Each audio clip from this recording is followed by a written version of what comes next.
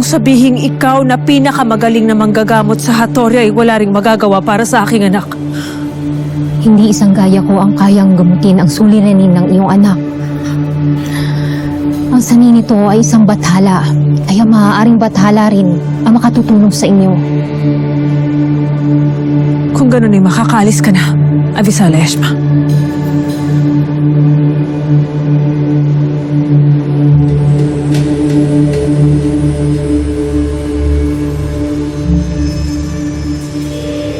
Si Bathalumang Kasyopeya. Di ako kung tutulungan niya ako. Bakit hindi tayo magdasal, Ada? At kapag hindi siya tumugon ay agad akong pupunta sa Devas.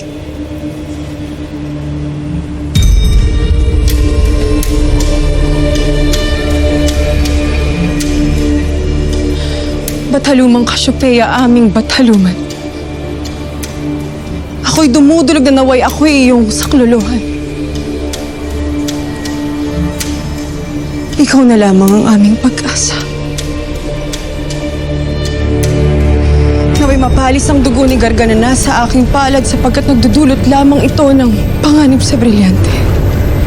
At maging sa aking buhay. Banal na Kasyopeya, nakikiusap ako. Dinggin ang kahilingan at panalangin ng aking anak.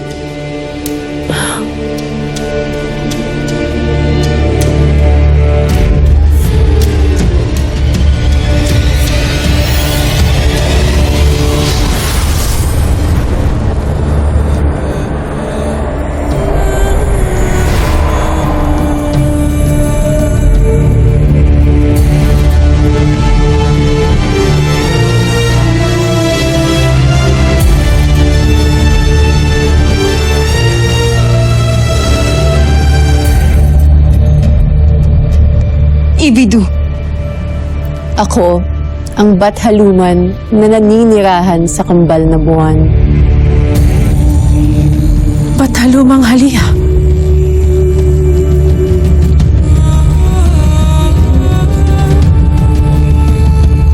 Ada, nakatitiyak ba tayong siya nga ang Bathalumang makatutulong sa akin?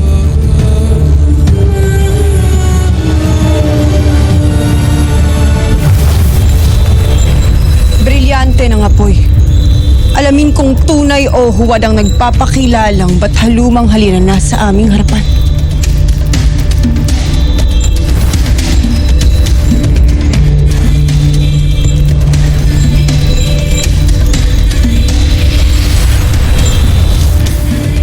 Ang kanyang kabanalan ay aming nararamdaman.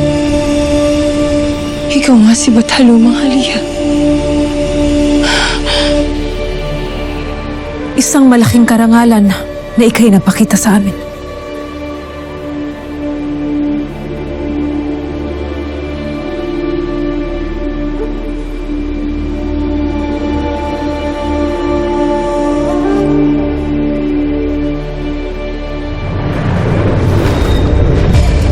Bukhang liwayway. Ito ang pinakamagandang bahagi ng panahon dahil nagsasanib ang liwanag at dilim. Ang magkasalungat ay nagiging magkapanalig. Isang pagkakamali na aking naidantay ang aking kamay sa dugo ni Gargan. Nais kong matanggal ang kasumpa-sumpang dugo na ito. Tulungan mo ako. Akin na ang iyong kamay. Tibayan mo ang iyong loob.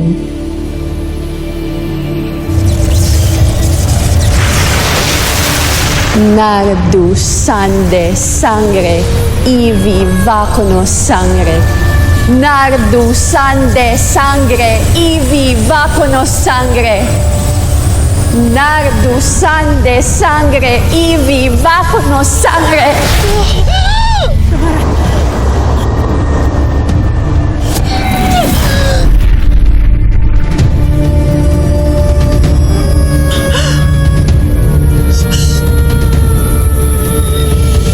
Malaya ka na sa sumpa ni Gargan, Flamara.